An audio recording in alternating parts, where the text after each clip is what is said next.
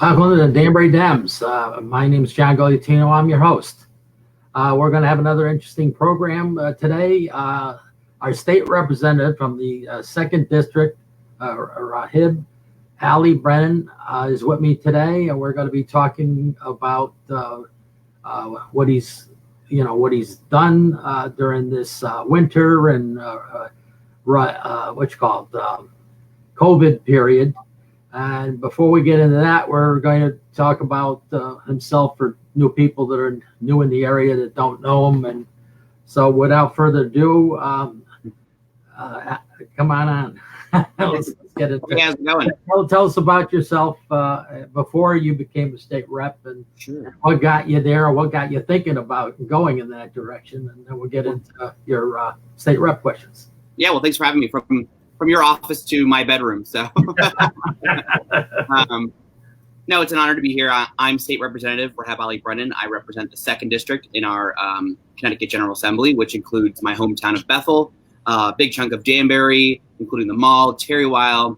I have parts of Reading and parts of Newtown. So it's a pretty big district. And, I ran for office in 2016 after I had worked in Congress as a policy advisor on energy and environmental issues. And that was really my passion, learning more about how we can protect our environment and responding to natural disasters, because I took a course on natural disasters in my senior year of college and wanted to learn more about Hurricane Katrina, the response, and how it was more of a man-made disaster than it was a natural one, and a federal disaster. And so it's interesting enough to see that we found ourselves in kind of responding to another disaster. Another disaster going on. Yeah, exactly. So, but yeah, so I ran in 2016. Unfortunately, I lost. It was only by 280 votes out of over 12,000. So it was a small margin.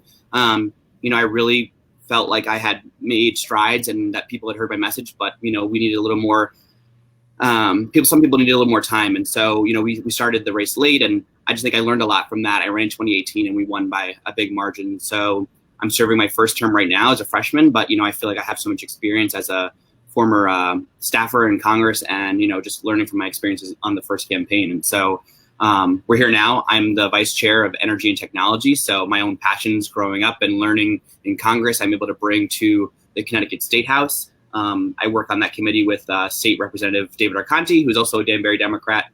And so we work well as a team together. We brought wind energy, the biggest investment we've brought to Connecticut in wind energy in years. So it was awesome to be a part of that.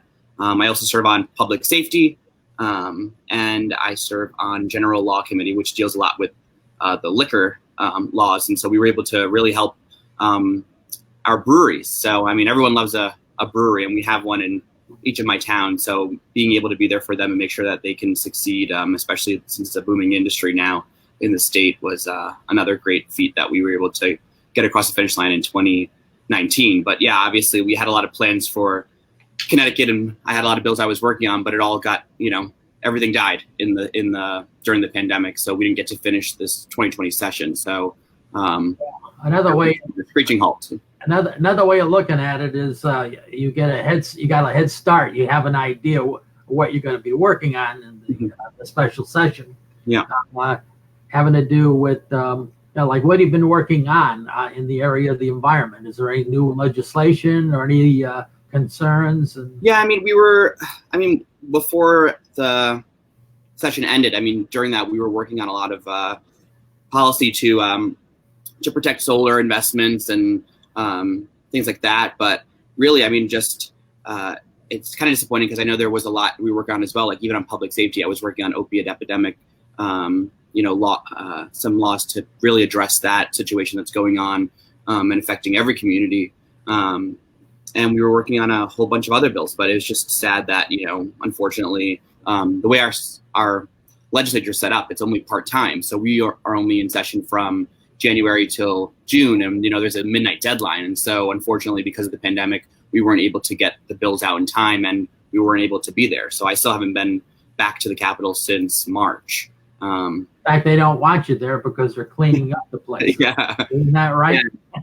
And so, we're supposed to go in at some point at the end of the month. So it's going to be interesting to see what that is. I know, like, there's going to be a capability to vote by our computer, but you have to be in your office to do it. So a little bird tells me that you're going in on the 27th or the 28th or something like that. yeah, And you're going to be voting through your office, or you're going to do everything but the vote, and you're actually going to go in the room and hit your button. yeah, I don't get that, but I can understand you're hitting your own buttons, I guess. yeah. It'll be interesting. So Yes, it's very interesting. So you what are some of the other bills having to do with public safety or the other committee here, right? You said it so fast. The one that had to do with liquor.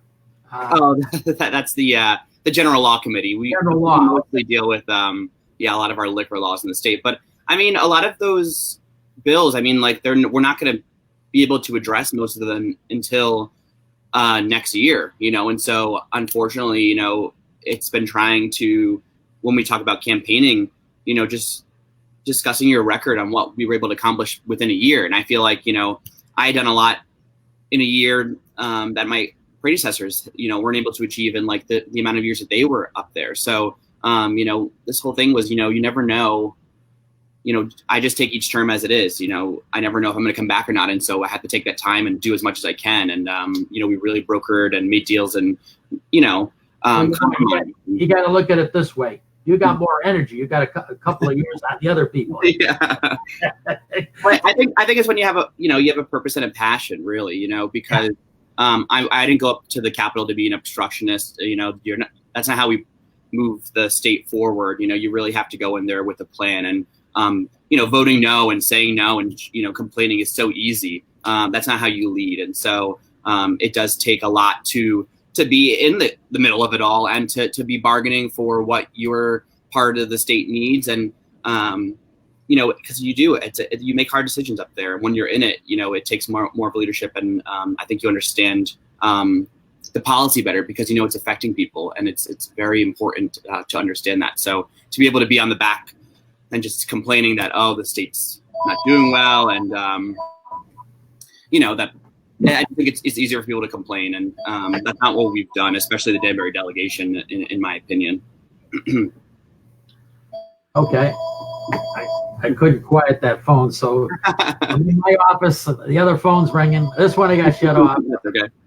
What can I tell you? It's the special session. What's the purpose of the special session? I know the police matters because of all the unrest that there's been off of the, unfortunate killings that have happened, multiple. And all the states seem to be something going on in that regard. So that's one of the issues, right? And isn't there a second issue that obviously, voting. About the voting. Yeah. Yes, I mean, obviously, the whole purpose of us to go to the first special session is that we want to make sure that if there's any gaps, in what the federal government wasn't able to provide the state of Connecticut, that we have to pick up, the slack, and we have to make sure that we're delivering for Connecticut residents. So we're going to be voting on measures that make sure that money is going out, and that we can adequately make sure that if there's any gaps that we can fill them. And also, there's going to be a measure about voting. Obviously, it's expected that there might be a spike again in the fall. So, we have a lot of seniors that vote. My district is heavily seniors. We want to make sure that they can be able to vote safely. And right now, we don't have a no excuse absentee in Connecticut. So you have to have a reason to be able to have the absentee ballot. And we want to be able to vote so that someone can use the COVID-19 pandemic to be able to say, I want to vote from home safely, because obviously you're going to be siphoning off a whole population if don't have the opportunity to vote through absentee, because seniors obviously are a vulnerable population, and we want to make sure that their voice can be heard on election day. So that's something that we're expecting to vote on. And then the Black Lives Matter issue. There's been a bunch of protests and rallies and things that I've attended to in the Danbury area. I've spoken at some of them, and I'm a member of the Black and Puerto Rican Caucus. I'm not Black, and I think I've always shied away from talking about some of those issues, and because I didn't feel like it was my place. But I'm a person of color, and I've realized throughout this whole experience and through this movement that the worst thing you can do is not speak up. And so I'm very much a part of those conversations. We do need to realize and look at deep into ourselves and our priorities in this country and in this state. And so, we will be addressing some of those issues during the special session as well. So it's an exciting time. And I mean, obviously, it's a touch. I guess there was like gaps, like the governor could do a directive to the state police, Mm-hmm. but only the legislature could say for all of the area town, Mm-hmm. sort of like a chokehold. You can't use a chokehold, Correct. and that's why the legislature going back for that particular. Yeah. The vote, I think, has to do, if I'm not mistaken, has to do with allowing them, because he, under the agency powers he was granted during that period, the COVID period, I want to call it the blackout period, that expires at the end of the month or something. Yeah. Or the end of August, and that'll allow people to do it for the November election. And there's some opposition because it's coming from the president that he doesn't really want to do that. Yeah. And then you have anything you want to add to that? And then there's the aid gap. I didn't understand that. What are you talking about? The aid gap.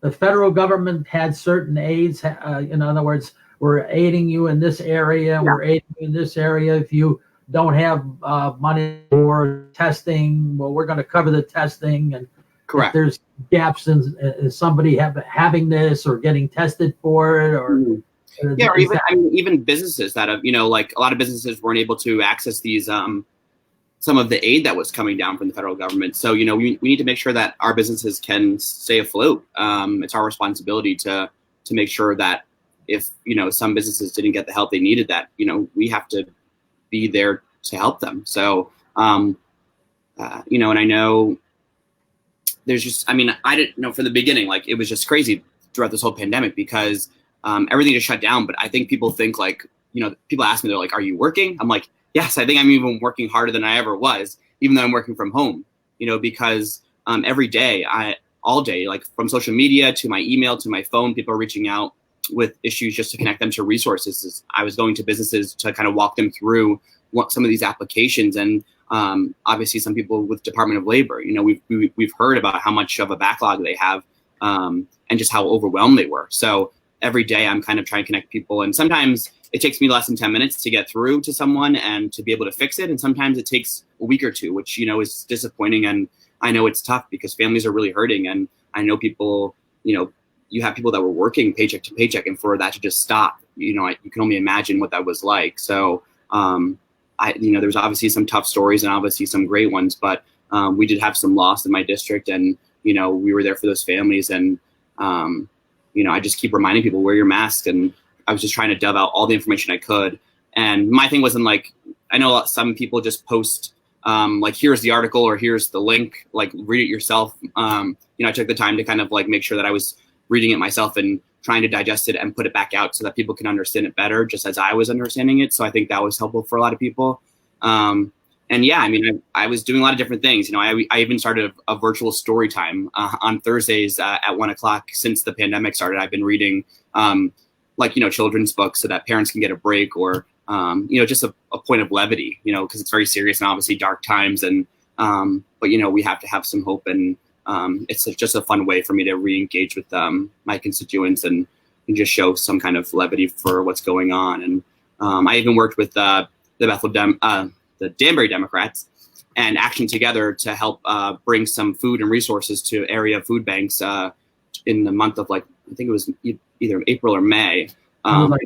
They got depleted. And so we thought it was a great opportunity to kind of come together. And I think it was it was a crazy amount that we had gotten. I forgot what was weighed, but it was over 1,000 people, but it might have been higher. And one of the places we focused on was the Harambe Center, which, very heavily focuses on minority communities. And we know that obviously even the undocumented community has been hit hard during this pandemic. There really is no lifeline out there for them from the federal government, of course.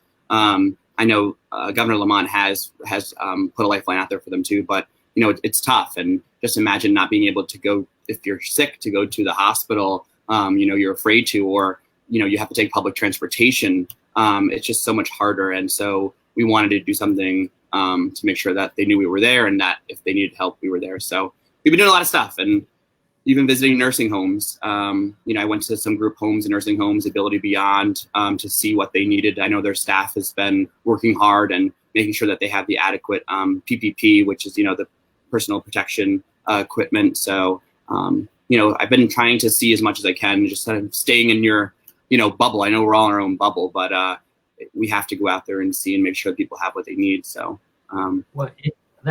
by getting out there is how you really see it firsthand.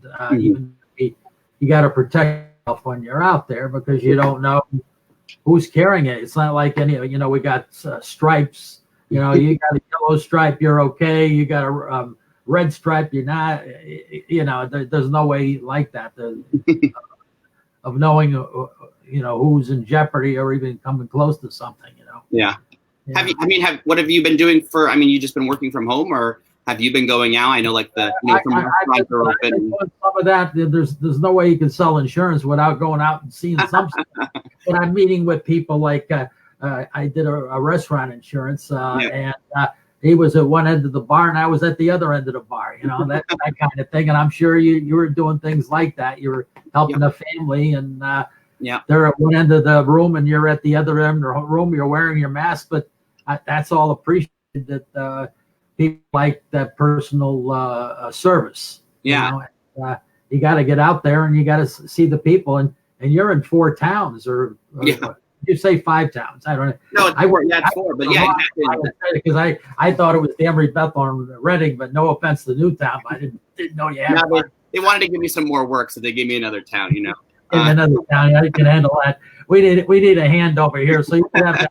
Yeah, I'm happy to do it. But no, and also, I think, that's what the weird or the crazy thing is, and I'm happy to do it. I'm happy to help as much as I can. So when people reach out, and I said there's been people that reach out that are not even in my district, and we're all in this together. That's how I view it. I'm not going to turn someone away if they see me and I've helped someone and they want help.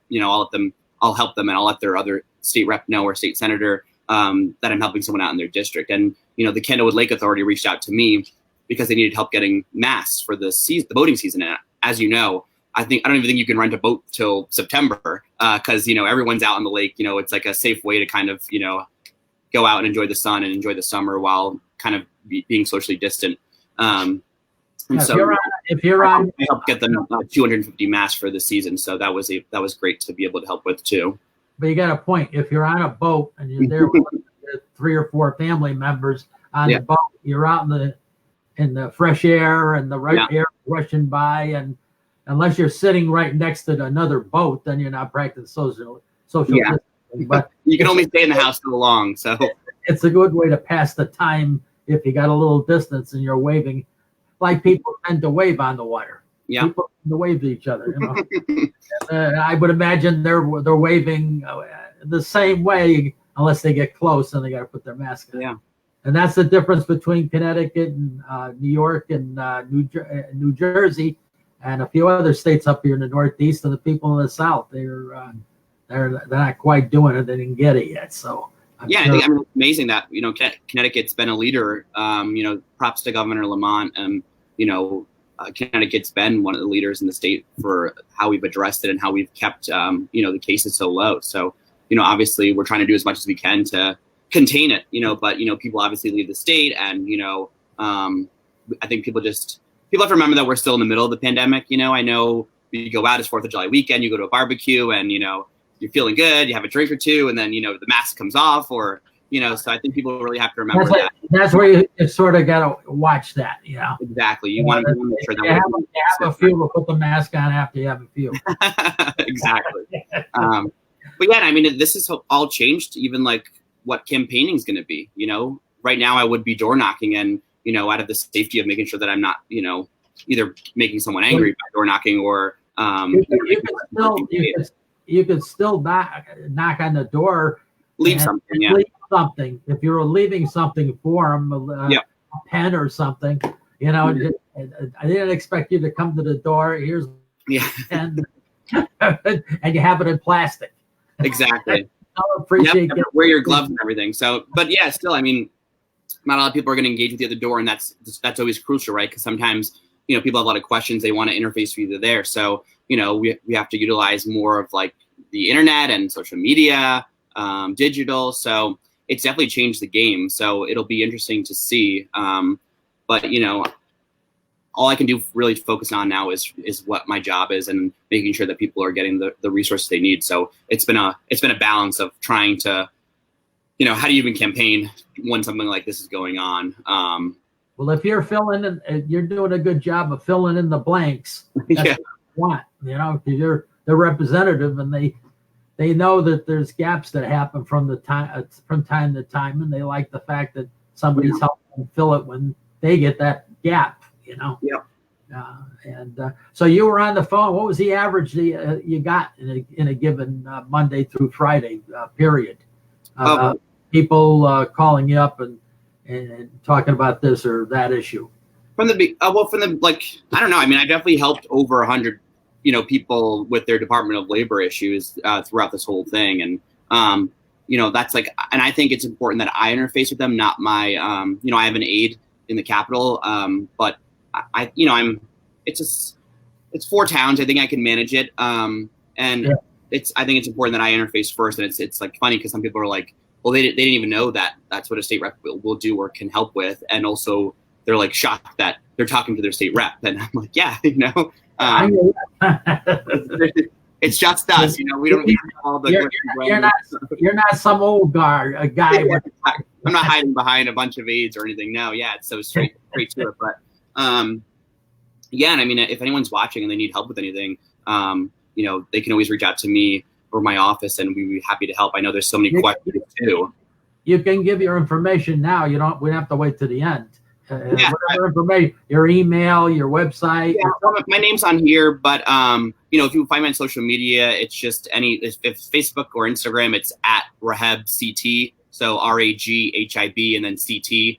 Those are my handles that you could find me on social media. But my name's here. You can quickly Google me and find my my official page where you can email me. It's much easier than saying the whole long email. Okay. But yeah, so I mean, anyone, feel free to reach out if you have questions. I know people have been asking about campgrounds and so many different things. And so, even the DMV, people, you can renew your license online. There's a lot of stuff we've been innovating to make sure that it's easier and that people can, kind of have somewhat of a similar, go back to life as normal. So, and yeah, I mean, I don't know if you know, but I was at Mardi Gras this year. I think you did tell me that. Yeah. So that was right before, it all blew up. And I mean, were you wearing a mask? Was a hot spot. Yeah. No, well, this was right before everything. So it was a hot spot. A lot of people got sick there, but I got lucky, and then I said, I was at the Capitol, my job, like every day I'm like meeting people and shaking hands, and I'm like, there's no way I don't have it. So, I took the test, but I didn't have it. So somehow I got lucky. But I said, what a great, I guess, memory to be at the last Mardi Gras before the pandemic, because who knows, when we'll be able to kind of do something like that again. But yeah. Well, we think that another year or so, but I was reading something in the Smithsonian magazine that there was a whole bunch of new viruses that were coming up, and the companies threw their hands up. Hey, there's only 6 of us. Yeah, you're not going to pay us to do it.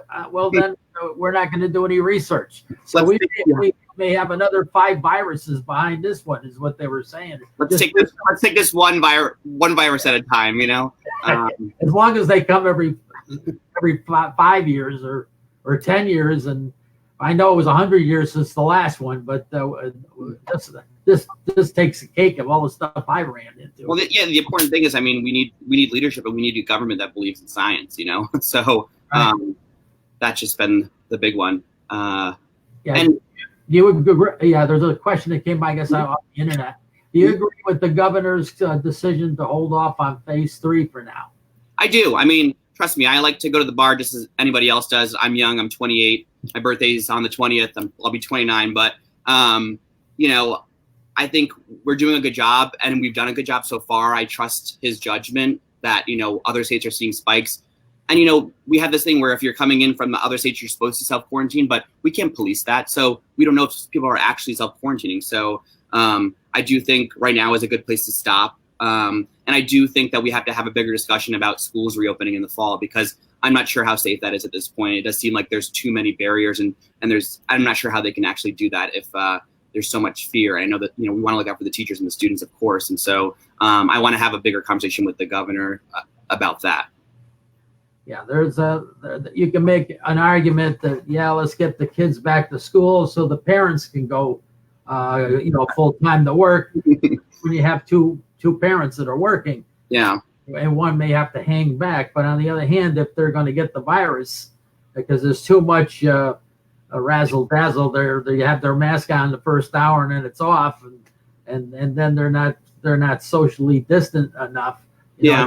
Enough, you know, when you're kids, you're hands on, you know, there tends to be a lot of, you know, horseplay stuff. I think a lot of jobs and offices have really realized that people can work from home and that they are productive when they work from home. And, you know, I think it'll be good for the next generation of people working. You know, how about Fridays where people can work from home and, you know, you get your work done? I mean, I think it's just better for people's own mental health. But I think jobs will have to be accommodating to parents that, you know, we can't put, you know, a parent wanting to have to go to work over their child's safety. So I look forward to that discussion and letting you guys know more of what I learned. But that's something I'm not so confident about right now.